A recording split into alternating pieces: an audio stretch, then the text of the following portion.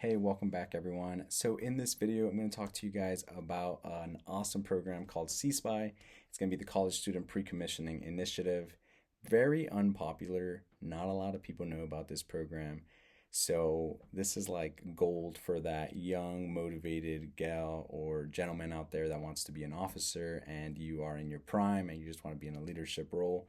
This program is like your bread and butter. So I hope you guys enjoy it. So let's dive right into it. So basically the program, it provides you a scholarship so you can go to school, finish, get your degree, and it also guarantees you a commission officer role. You'll be at to commission as an O1. And while you're in school, it pays for your books, tuition, all your housing expenses, and it also um, it basically covers everything while you're in school. When you're done with school, you go to OCS, you commission as an O1 officer. The program was started around like 1989. It's basically to increase diversity in the officer corps and partner with minority serving institutions. So let's dive into it. So, eligibility and requirements, who can apply? So, you must be a full time college student, typically a sophomore or junior, must attend or be accepted in a minority serving institution. Your recruiter will help you, like to make sure it's an eligible school. I think also the Coast Guard website helps navigate that. Must be a U.S. citizen, age requirement. This is the part that gets a lot of people. You must be from 19 years old to 27. This gets so many people. I'm talking about like I've talked to so many people that have joined the Coast Guard and they're older than 27 and they're like, dang it. There is waivers. They can be granted to the age of 31 for prior military service. Minimum GPA is 2.5. Must meet Coast Guard physical, medical, and security clearance standards. No significant legal issues. Must be eligible for security clearance and must be willing to serve after graduation and commissioning. So similar requirements to just someone normal that's going to be enlist into the Coast Guard. So your normal person that's going to enlist is going to go through basically all of these except for that age requirement. So that's very specific. All right, so how do you apply? This is going to be very important. So the steps can kind of vary. I put them in this order, but really it's up to you and how you want to go about it. I would say do a little bit of research first about it. Look at the online website, Google it, find out a little bit about the application, and if you do some homework and you have certain things ready, then the steps would vary on what order you want to put them. But usually you would contact a recruiter first. If you contact a recruiter, he can kind of guide you through the steps. Find a recruiter, start 3 to 4 months before the deadline. So there's going to be deadlines on when you have to submit a packet. For submitting that packet, the only one that can help you and navigate you is going to be a recruiter, an officer recruiter. So make sure you contact a recruiter so we can kind of help you, give you the deadlines, and then start giving you the requirements that you need to fulfill for that packet. Another thing he's going to be able to help you is step 2. It's going to be confirming that the school that you're attending or that you're wanting to attend fits that criteria. 3, it's going to be build your packet. So the packet's very important. This really gives you a time to shine. It's really everything about you, your transcripts, your resume, personal statement, letters of recommendation, awards, and specific programs that you've done, and also the thoughts of your recruiter as well. So basically, it's very important that if you are planning to do this program, that you kind of prepare in advance, because if you don't have like enough awards, if you don't have letters of recommendation, if you have no one really to back you, then you won't be a good fit. So you want to be, usually if you're a good fit and you've already been working up and you're hitting those RPMs and you're just an overall overachiever, you'll probably have a lot of this. But it's okay if you don't. Just kind of look at the things that they're looking for and go through the steps and try to build that packet so it can really shape and scope an image of who you are and why you would be a great leader. That's going to be very important, especially the personal statement. Then you're going to complete your medical background. So same thing as if you were going as a enlisted petty officer. You got to go through the MEPS and the whole process. So you can, of course, you still have to go and get medically evaluated and make sure you're fit and pass the physical fitness and all that.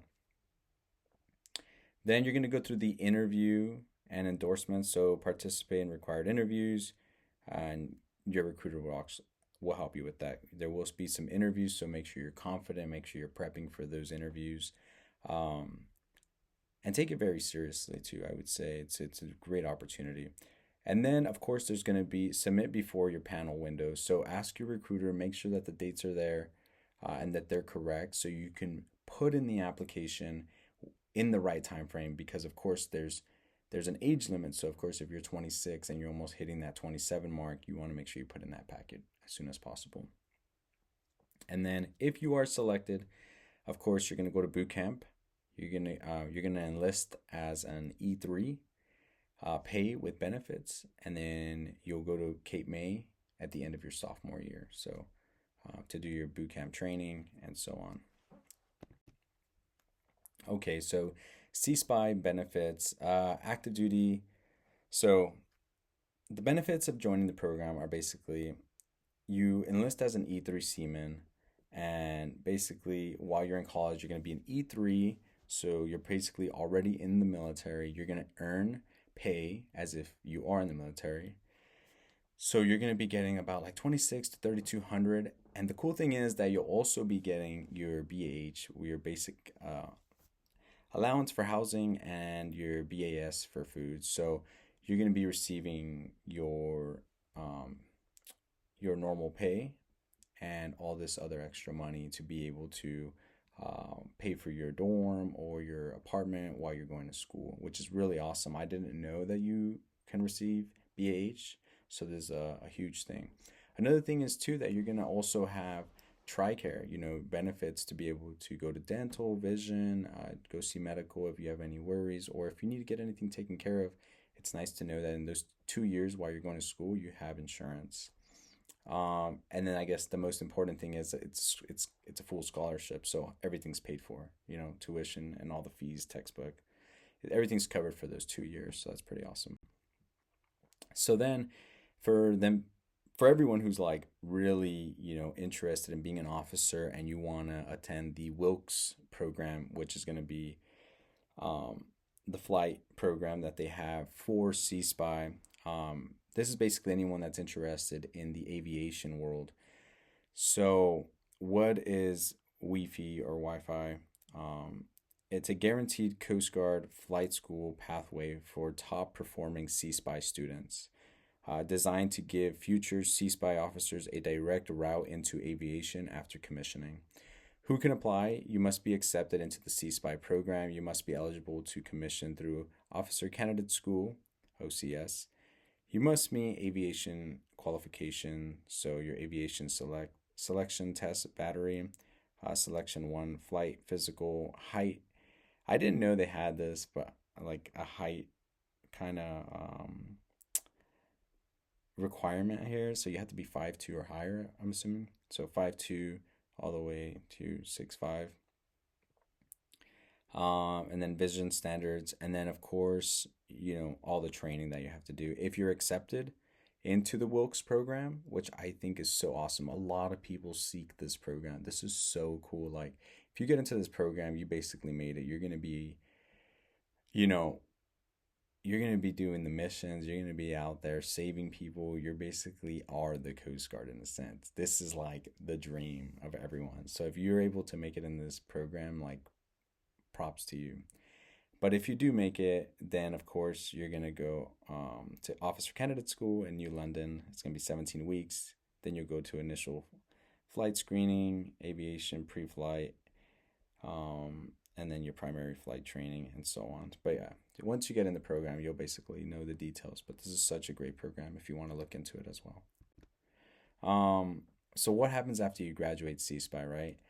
When you graduate college, once you finish your bachelor's degree, your status changes from student on active duty to officer candidate. So you correction, this is kind of wrong. I did this wrong. You graduate, then you go to you receive orders to OCS, Officer Candidate School. That's the one that's 17 weeks. It's going to be in London, Connecticut, in the academy. And then your training there, you're basically going to be like learning leadership, military bearing, maritime law enforcement, seamanship, navigation, Coast Guard missions, physical fitness, inspections, and so on. You are still paid as an E3, but once you complete the program, so after completing OCS, you take the oath of officer and become a commissioned officer in the United States Coast Guard. I bet this is probably like the best feeling ever.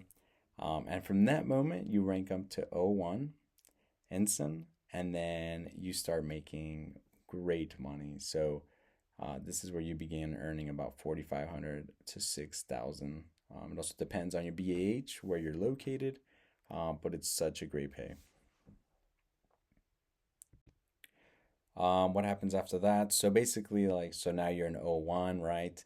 And then from here, you kind of start choosing how you want to navigate your career as an officer. You can be on a cutter. You can be in operations, doing logistics. You can be doing, you can be like at a sector or station, doing like incident management, operations as well, intelligence, prevention, aviation training. If you go to the Wilks program, cyber engineering, public affairs, and so on. There's a lot of different opportunities and a lot of different roles as an officer. So you kind of decide on how you want to navigate your career, and then depending on that, you kind of start going onto those billets and start making things happen and making a difference. Service commitment, standard CSPI officers, 3 years active duty minimum after OCS plus initial enlistment. Your original signed for 8 years total, contract of 4 active, 4 reserves, and so on. And then for the Wilks program, it's about 8 years you have to commit because they are paying for your license.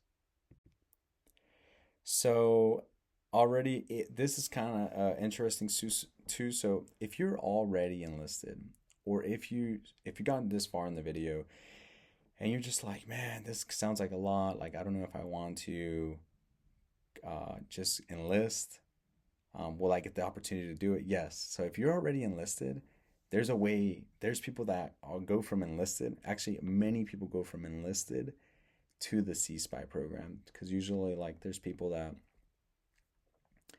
are working to get to their bachelor's.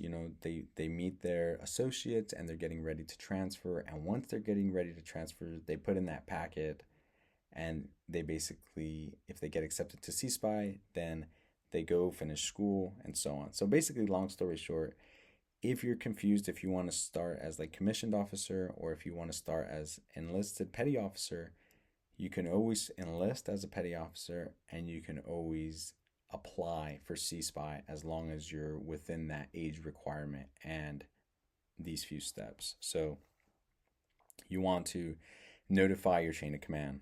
Of course, first thing you do when you get there, hey, I want to be an officer. I'm interested in the CSPI program. Start talking to your XO and people that you think will give you great letters of recommendation, and basically be the leader you want to be, even as an enlisted person. That way, when it comes time to apply, they can give you those letters of recommendation. You'll need command endorsement.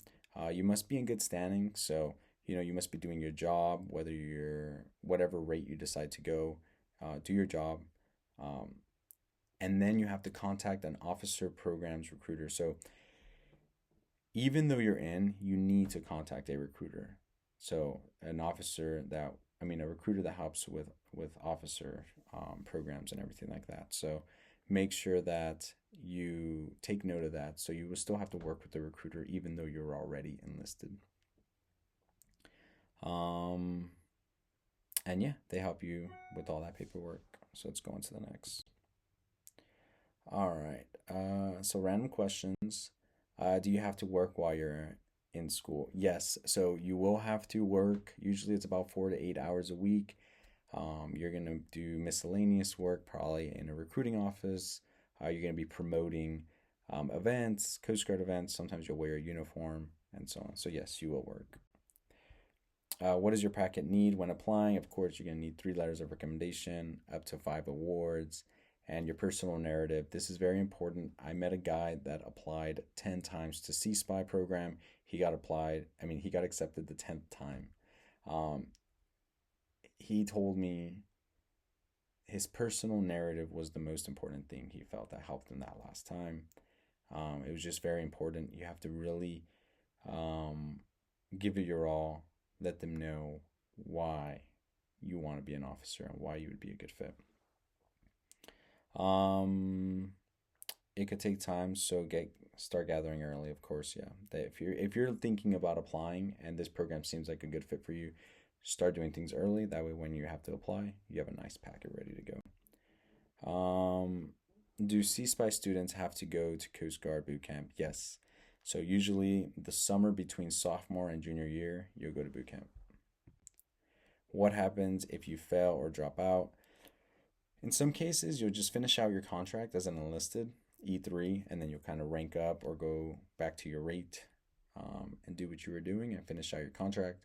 Sometimes they will require you to pay some money back if they've already, invested money in you. Can you be married or have children? Yes. But you must not have more than 2 dependents in addition to your spouse.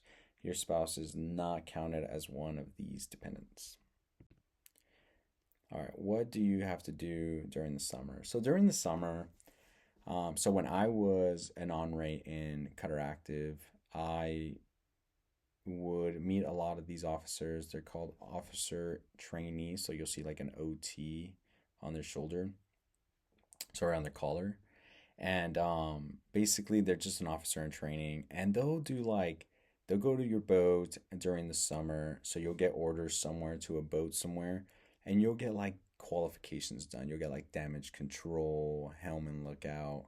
You'll kind of learn a little bit of the Coast Guard and like what they do and their missions and stuff like that. So you'll kind of like get familiar with the lifestyle, but they honestly have such a good time. Like it's really fun for them, and it's a good experience. So overall, this is a really great program. I hope you guys take advantage of it, especially if you're in that age bracket and if you're someone that really thinks that has that maturity level and that leadership, intuition, and you're just, you have both both feet on the ground, and you are just ready to be a great leader.